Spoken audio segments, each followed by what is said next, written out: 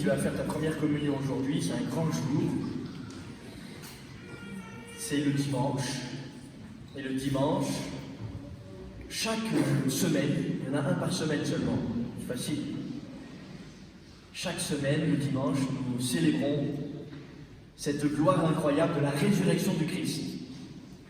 Et puisque nous sommes le 3e dimanche de Pâques, nous avons encore la joie d'entendre un récit d'une apparition de Jésus qui est vivant et qui rejoint ses disciples.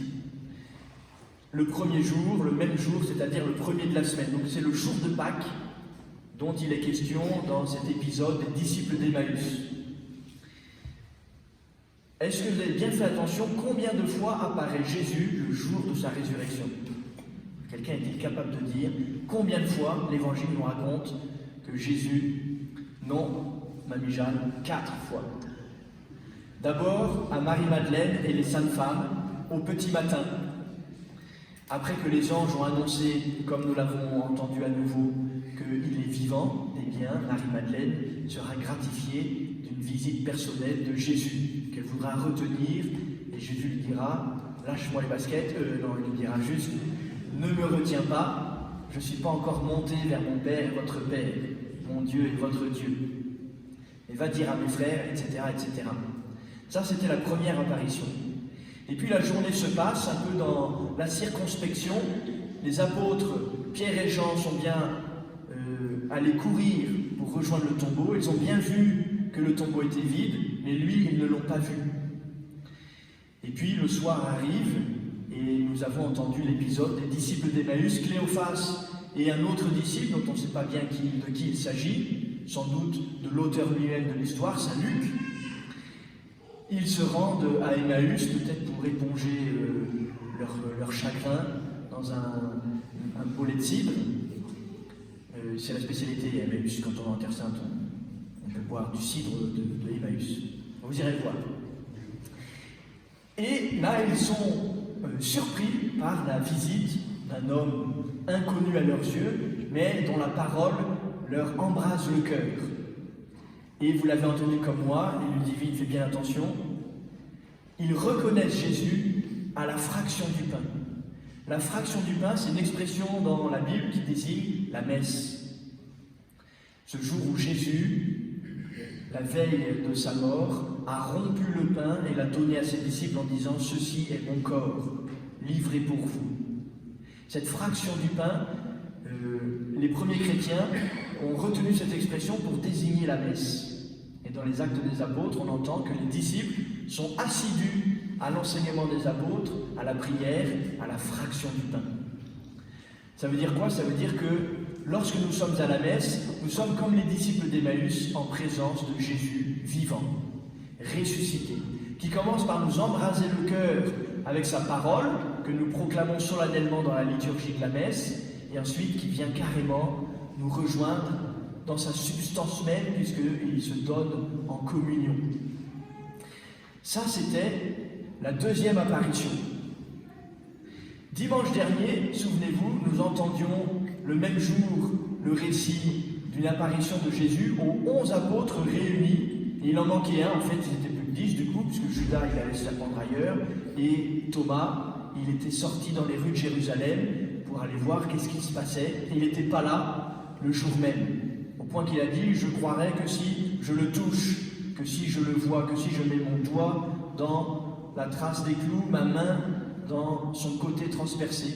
Et 8 jours après, c'est ce que nous avons entendu dimanche dernier, c'est arrivé.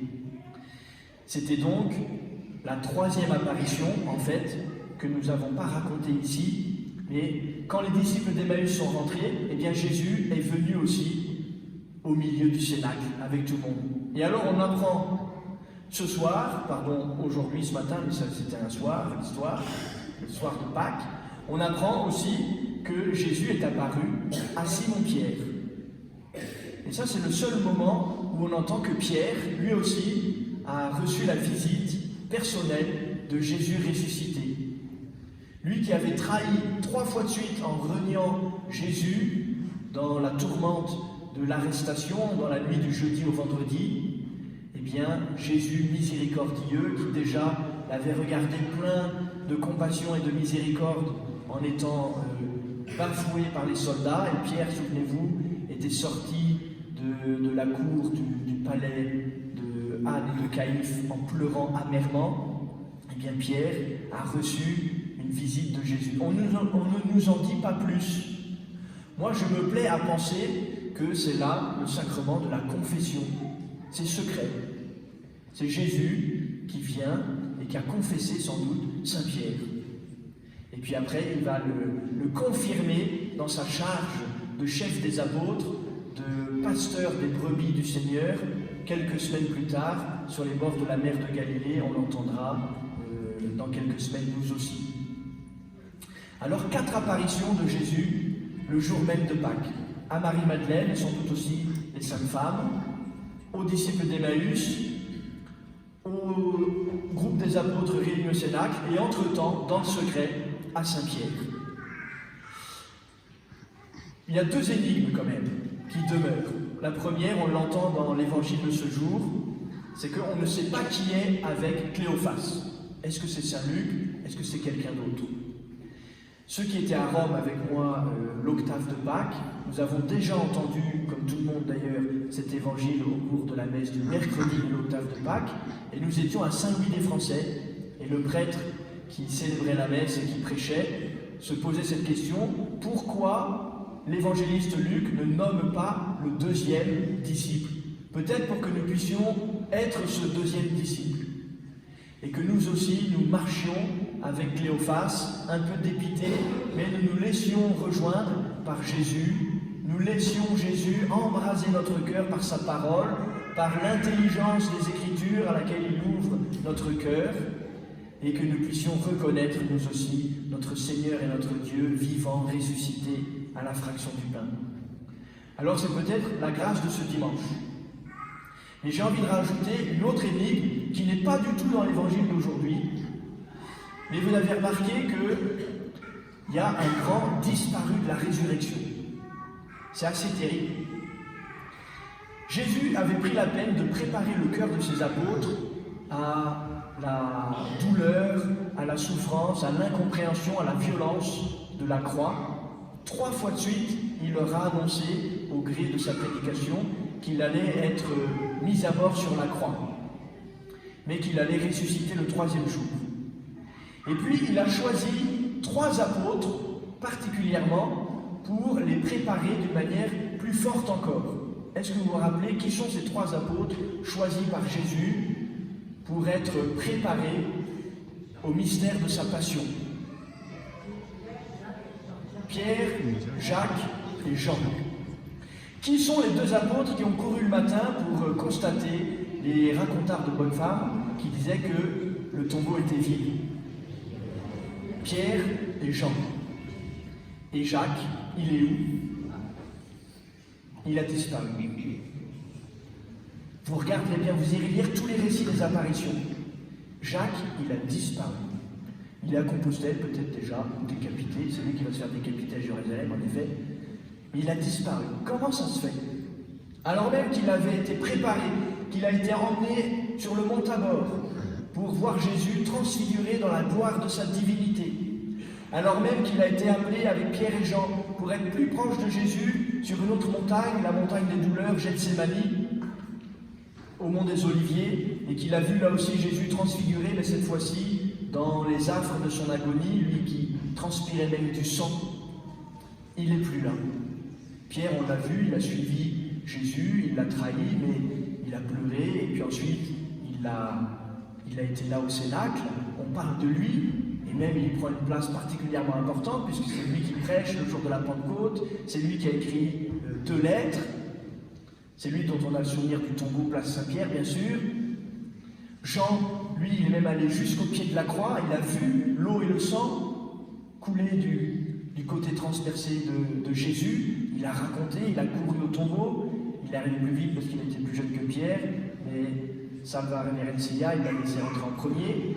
Mais Jacques, il est où Jacques? Tiens, il y a un petit Jacques là-bas, d'ailleurs, il y a sa maman au fond. Il est où Jacques? Mais là aussi, j'ai pas de réponse. Je vous laisse avec cette énigme. Mais peut-être que c'est parce que c'est comme un artifice littéraire pour que nous puissions nous interroger et aller prendre la place de Jacques. Nous aussi, nous devons être, et je terminerai par là, nous devons être pendant le temps de Pâques, et le divin retient bien ça, il motive tes parents pour ne pas rater le coche. Pendant le temps de Pâques, nous devons être parmi le groupe des apôtres. Et s'il y a quelques absences, c'est pour que nous ayons la place. Il faut que nous soyons avec les apôtres. Nous ne pouvons pas laisser passer le temps de Pâques comme si de rien n'était. Ça y est, on a mangé du chocolat, on a fait une petite crise de foie, on était un peu crevé, surtout si on a fait un bélé, et puis la vie continue. Non. Prenons ces 50 jours pour être avec les apôtres, pour accueillir Jésus qui vient pour nous, qui vient nous faire constater qu'il est là, qu'il est vivant, et que désormais, nous allons pouvoir témoigner de son nom.